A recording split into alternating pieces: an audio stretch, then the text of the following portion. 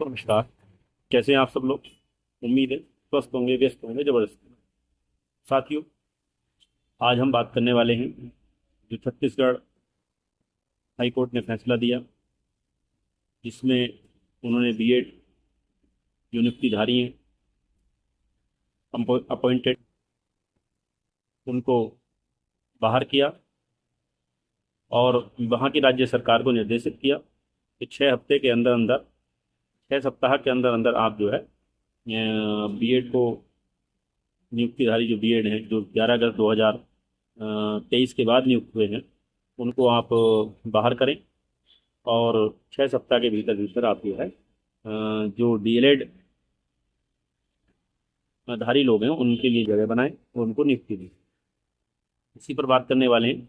और इस फैसले के खिलाफ 2 एसएलपी अब तक जो है माननीय सुप्रीम कोर्ट में पहुंच चुकी हैं, जिसमें एक नवीन कुमार वाली, वेस्ट स्टेट गवर्नमेंट छत्तीसगढ़, और दूसरी गई है आपकी हरिशंकर वर्सेस आपकी छत्तीसगढ़ राज्य सरकार। साथियों, इसी पर बात करेंगे, उसमें क्या होने वाला है उस पर थोड़ा बात करेंगे। वीडियो शुरू करने से पहले आप सभी साथियों से रिक्वेस्ट है कि जो लोग चैनल पर नए हैं वो चैनल को सब्सक्राइब कर लें। वीडियो अच्छी लगे तो लाइक भी करें, और शेयर भी करें, कमेंट भी करें।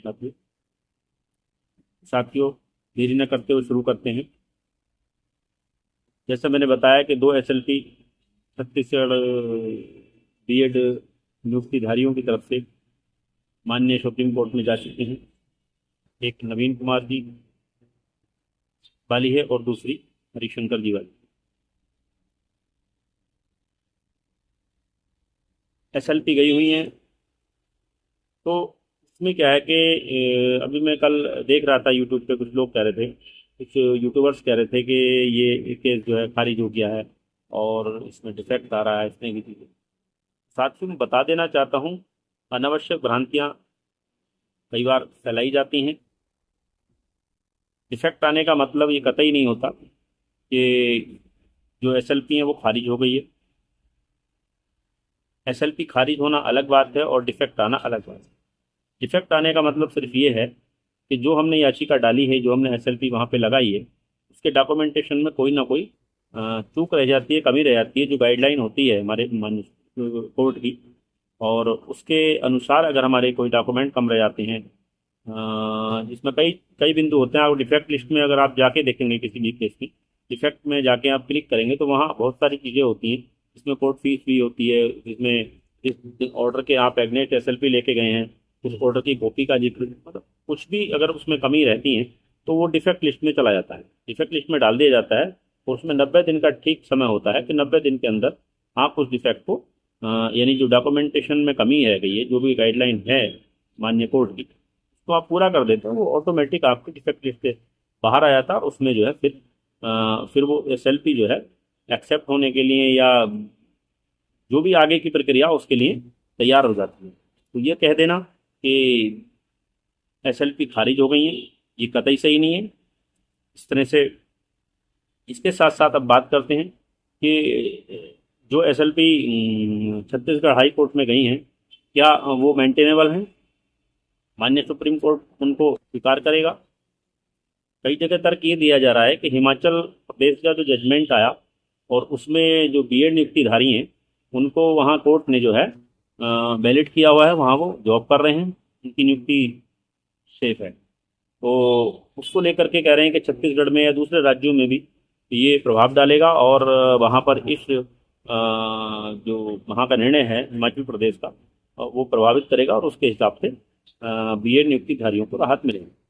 लेकिन साथियों, मैं बता देना चाहता हूँ कि जो हाई कोर्ट हिमाचल प्रदेश ने जो निर्णय दिया, वो एक्चुअली जब दिया, जबकि जो माननीय कोर्ट ने जब पेश किया था एनसीटी का जो गजट था, तो उससे उसका जो रिटर्न ऑर्डर था वो आने से पहले उन्होंने उसको जजमेंट को दिया था। तो उसमें उन्होंने जो है बीएड को शामिल कर दिया था, अलाउ कर दिया था। उसके बाद वहाँ के डीएलएड साथी जो गए सुप्रीम हाई कोर्ट में गए, तो वो रिव्यू के तौर पे गए, ना कि कोई फ्रेश एसएलपी लेकर के गए या माननीय सुप्रीम कोर्ट में नहीं गए। वो वहाँ पर गए रिव्यू के तौर पे, और वहाँ पे हाई कोर्ट जो हिमाचल प्रदेश ने, उसने अपने जो निर्णय था उसका रिव्यू किया। उसने देखा कि जिन परिप्रेक्ष्य में जिस समय हमने निर्णय दिया है कि उस परिप्रेक्ष्य में उस समय के हिसाब से मान निर्णय सही है। जाहिर सी बात है, उस समय जो उन्होंने निर्णय दिया था वो उस समय के हिसाब से ठीक था, इसलिए उन्होंने अपने निर्णय को बरकरार रखा, उसमें कोई फेरबदल नहीं किया। तो जबकि दूसरे राज्यों की स्थितियां अलग हैं, क्योंकि जो दूसरे राज्यों में मामला आया है, वो सारी जो भर्तियां थी वो वहाँ पे हाई कोर्ट में पेंडिंग थी। यानी हाई कोर्ट में कहिए कि सब्जेक्ट टू आउटकम थी, या सुप्रीम कोर्ट का जो आदेश था, सुप्रीम कोर्ट का जो केस था आपका Jaiveer versus union of India वाला, सॉरी देवेश शर्मा वर्सेस आपका यूनियन ऑफ इंडिया वाला जो केस था, उसमें वो सब्जेक्ट टू आउटकम थी। तो वो मामला अलग है और ये मामला अलग है।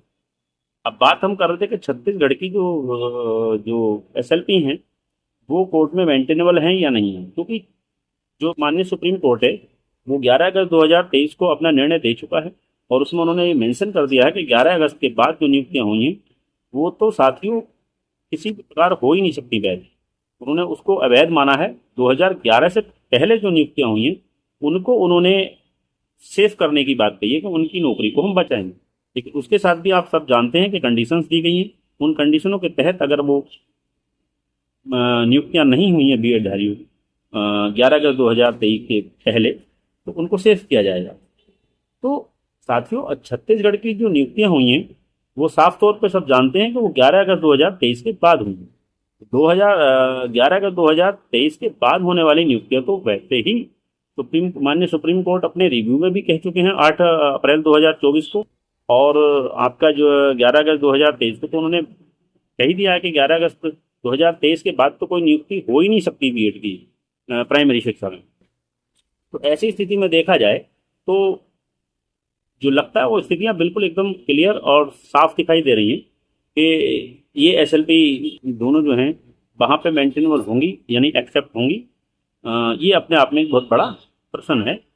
और रही बात राज्य सरकार की, छत्तीसगढ़ राज्य सरकार क्या करेगी, तो छत्तीसगढ़ राज्य सरकार की हम बात करें तो उनके जो शिक्षा मंत्री हैं उन्होंने अभी बयान दिया कि जो हम अपॉइंटेड कर चुके हैं जिन बीएड धारियों को, वो हमारे सरकार में एक सरकारी कर्मचारी हो चुके हैं, तो उनकी नौकरी हम हर हाल में बचाएंगे, और चाहे कोई भी हमें नियम या कुछ बनाना पड़े।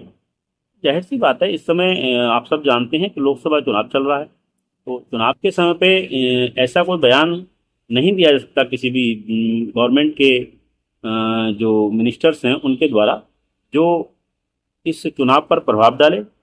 और दूसरी तरफ हम बात करें तो ये राज्य सरकार की नैतिक जिम्मेदारी बनती है कि जिन लोगों को उन्होंने नियुक्त किया है उनके वो साथ खड़ी रहें, और खड़े भी रहना चाहिए। लेकिन राज्य सरकार के हाथ में इतना ज़्यादा कुछ, या केंद्र सरकार या राज्य सरकारों के हाथ में बहुत ज़्यादा नहीं होता। अगर ऐसा होता तो फिर कोर्ट का हस्तक्षेप या जो न्यायपालिका है उसका मतलब नहीं रह जाता। यानी कि बहुत प्रैक्टिकली आसान नहीं होगा ये सब चीज़ें कोर्ट के निर्णय को बदल देना। तो साथियों देखते हैं, पहले तो डिफेक्ट दूर होंगे इसमें। जो डिफेक्ट आए हुए हैं वो जो डॉक्यूमेंटेशन में कमी है, याचिका कर्ता जो उसको पहले ठीक करेंगे, सबमिशन करेंगे, और उसके बाद डिफेक्ट जिससे बाहर आएगा उसके बाद फिर देखते हैं जो जस्टिस फॉर इंडिया हैं वो इसको किस बेंच में भेजते हैं, एक्सेप्ट करते हैं या नहीं करते हैं, ये समय आने पर पता लगेगा। लेकिन जहाँ तक स्थितियाँ क्लियर दिख रही हैं वही दिख रही हैं कि ये एसएलपी जो है एक्सेप्ट सुप्रीम कोर्ट करेगा। ये अपने आप में एक बहुत बड़ा डाउटफुल है कि करेगा या नहीं करेगा। इसी के साथ की बात को समाप्त करते हुए नमस्कार, धन्यवाद। साथियों चैनल को सब्सक्राइब जरूर करें, लाइक करें शेयर करें, कमेंट करें। धन्यवाद।